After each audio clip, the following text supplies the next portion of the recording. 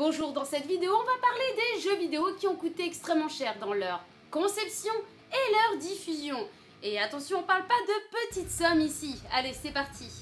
Shenmue 2, jeu vidéo d'aventure développé par Sega M2, édité par Sega, sorti en 2001 sur Dreamcast. Ce jeu fait partie de la série Shenmue et est la suite directe du premier épisode. Ainsi, le personnage appelé Ryo Hazuki est le fils d'un maître d'arts martiaux réputé qui s'est fait assassiner par un homme d'origine chinoise dénommé Landy. Pour venger la mort de son père, Ryo va essayer de comprendre pourquoi son père a été tué et il poursuivra ainsi les coupables. Et c'est ainsi que Ryo se retrouvera à Hong Kong pour poursuivre sa quête. Cette aventure que raconte ce jeu est tellement prenante que le jeu est un chef-d'œuvre. Le jeu est très réaliste pour l'époque, la qualité de celui-ci est grandiose, les quêtes et le scénario ne nous permettent pas de nous ennuyer. On est happé par l'histoire et par l'ambiance du jeu, la jouabilité est excellente et les environnements sont tellement immersifs qu'on ne peut qu'apprécier le jeu. Pour cette réalisation, beaucoup d'argent a été dépensé, c'est-à-dire environ 132 millions de dollars pour ce jeu devenu culte. Shadow of the Tomb Raider est un jeu vidéo d'action-aventure développé par Eidos Montréal en collaboration avec Crystal Dynamics et édité par Square Enix Europe, sorti le 14 septembre 2018. Ainsi, dans cet opus, notre héroïne âgée de 23 ans, Lara Croft, va devoir arrêter une apocalypse prédite par les Mayas et se battre une nouvelle fois contre l'ordre de la Trinité. Lara et Joanna, après avoir exploré un sanctuaire comportant des informations sur une date, un lieu, un poisson rose et une montagne couronnée d'argent, vont retrouver une dague qui donne le pouvoir de changer le monde et seront confrontés à divers obstacles dans leurs aventures. Et avec notre personnage principal hanté par son passé qui nous permet d'en apprendre plus sur Lara. Le jeu a eu un très bon succès auprès des joueurs. Ce jeu, possédant une ambiance assez sombre, est d'une grande qualité, possédant une merveilleuse direction artistique. Shadow of the Tomb Raider nous offre ici une expérience de jeu immersive et intrigante, avec des décors majestueux et un gameplay très plaisant. Ainsi, le jeu a coûté entre 75 et 100 millions de dollars pour la production et près de 35 millions de dollars pour la promotion. Mais vu le jeu superbe qui a été créé, on se dit que ça valait le coup. Assassin's Creed Unity. Je suis une très grande fan de Assassin's Creed, mais Unity est sûrement l'un que j'ai moins accroché, comme beaucoup d'ailleurs, mais je peux quand même dire que le jeu est tout de même d'une grande qualité. Mais le coût de production du jeu est très grand. Le jeu raconte l'histoire d'Arnaud Victor Dorion et de sa volonté pour exposer au grand jour les véritables responsables de la Révolution française dans la ville de Paris. Au lancement, le jeu a rencontré beaucoup de problèmes techniques qui a terni cet opus, mais aussi une polémique sur le côté historique du jeu qui ne reflétait pas la réalité exacte de la Révolution française. Donc même si beaucoup de qualités ont été saluées par la critique, les défauts, eux, n'ont pas été mis de côté au point que Yanis Mala, le PDG d'Ubisoft Montréal, s'est excusé au nom du studio et a offert aux joueurs gratuitement la première campagne DLC du jeu Dead Kings. Et en compensation, les personnes ayant acheté le Season Pass pouvaient télécharger gratuitement la version numérique de l'un de ces 6 jeux Ubisoft. Black Flag de Assassin's Creed, The Crew, Far Cry 4, Just Dance 2015, Rayman Legend ou Watch Dogs. Les utilisateurs devaient cependant renoncer à leur droit de poursuivre Ubisoft en justice en ce qui concerne le jeu et la dévaluation du Season Pass. Ce jeu vidéo d'action-aventure et d'infiltration développé donc par Ubisoft Montréal et édité par la société Ubisoft a quand même coûté la bagatelle de 140 millions de dollars pour son développement et son marketing. Une somme énorme pour un lancement raté malheureusement. Final Fantasy VII est un jeu vidéo de rôle développé par Square Enix sorti en 1997. C'est l'un des jeux de la saga d'ailleurs qui connaît le plus de succès et est le préféré de beaucoup de fans de Final Fantasy. L'histoire raconte le combat entre un groupe éco-terroriste nommé Avalanche contre une puissante organisation appelée la Shinra, qui exploite jusqu'à épuisement l'énergie vitale de la planète pour produire de l'énergie et des armes. Et tout commence quand Cloud rejoint le groupe éco-terroriste Avalanche basé à Midgar, une vaste cité industrielle qui se bat contre la Shinra, une multinationale qui produit de l'énergie Mako en prélevant l'énergie spirituelle de la rivière de la vie des entrailles de la planète Gaïa. Le jeu est génial, le système des Materia est l'un des meilleurs systèmes de magie de la saga. La bande son est juste magnifique et le scénario est juste superbe. Alors, le jeu est vieux certes, mais pour l'époque, ce jeu était au top et c'est l'un des jeux cultes du monde du jeu vidéo.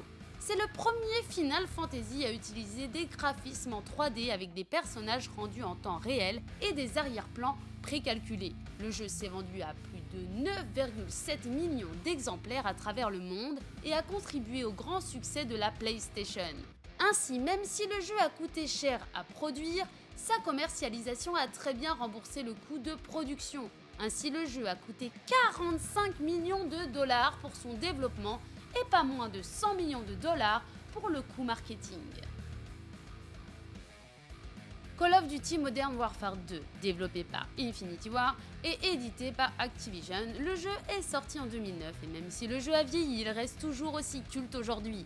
Cet opus se déroule 5 ans après les événements du premier Modern Warfare, lesquels sont censés se dérouler en 2011, et pendant que la Russie est en pleine guerre civile, le Moyen-Orient décide de faire un coup d'État mené par un mouvement anti-occidental, ce qui déclenchera une invasion américaine qui suivra la déclaration de guerre des Russes envers les USA.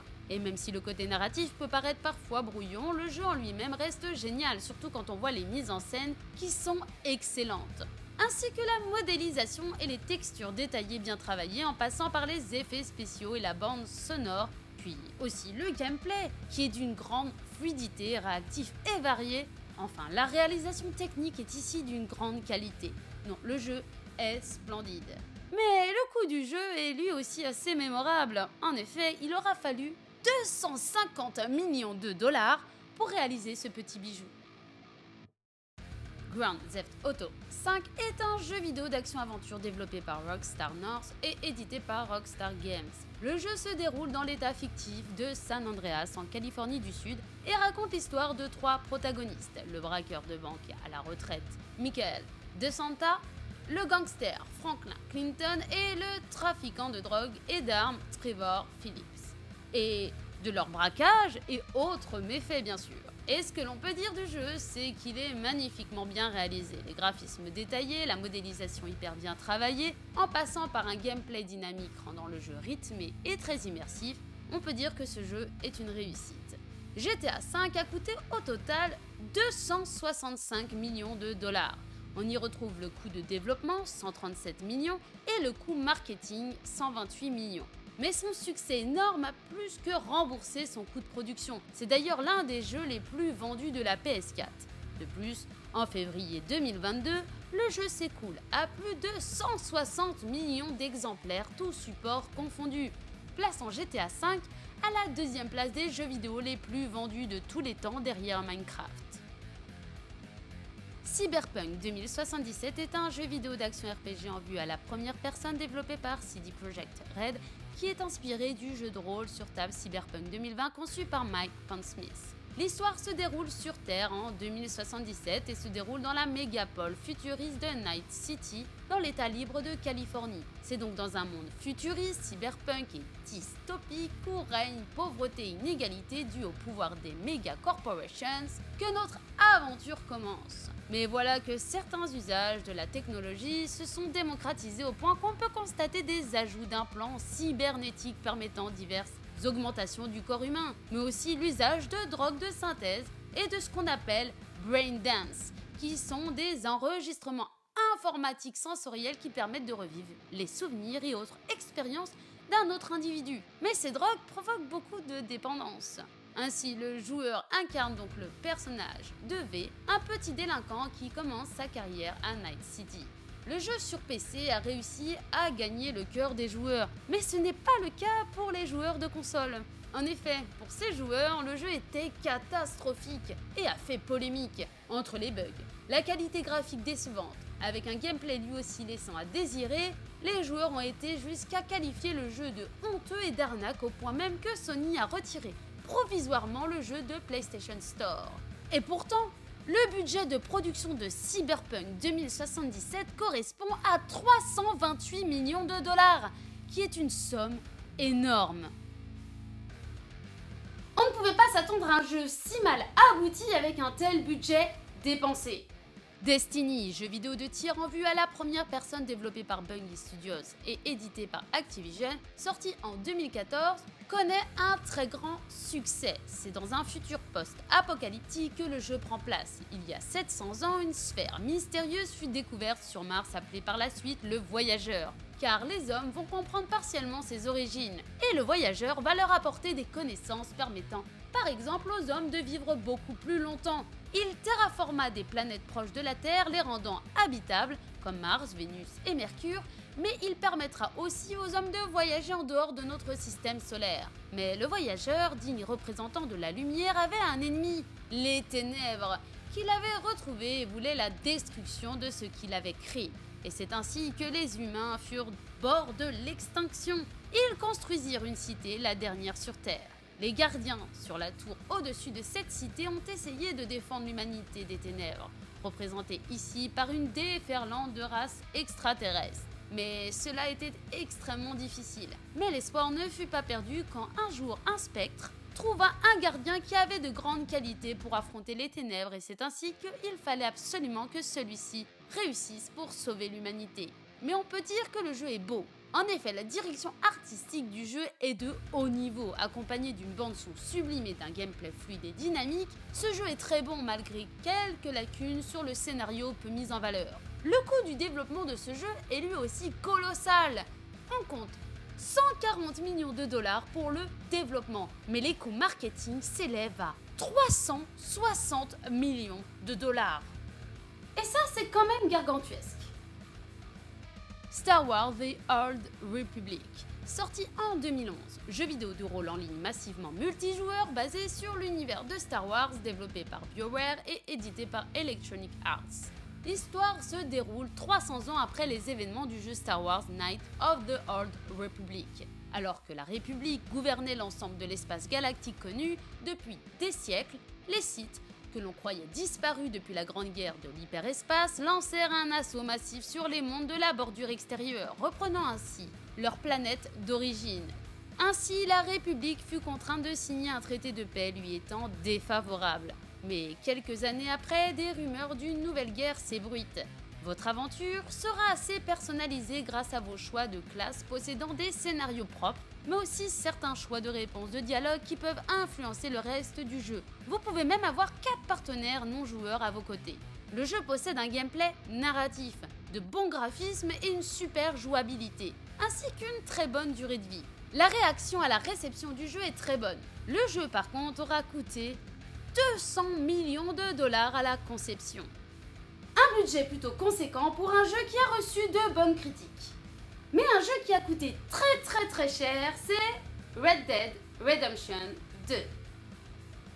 Jeu vidéo d'action-aventure et de western multiplateforme développé par Rockstar Studios et édité par Rockstar Games, le jeu sorti en 2018 est un réel succès. Acclamé par la critique, il obtiendra même la note de 97 sur 100 sur Metacritic et Game Rankings. C'est dans une ambiance de western crépusculaire que notre aventure commence, et ce qu'on peut dire du deuxième opus de Red Dead Redemption, c'est que son open world est juste immense, magnifique mais aussi très varié. Le jeu possède une grande interactivité et est d'une qualité irréprochable.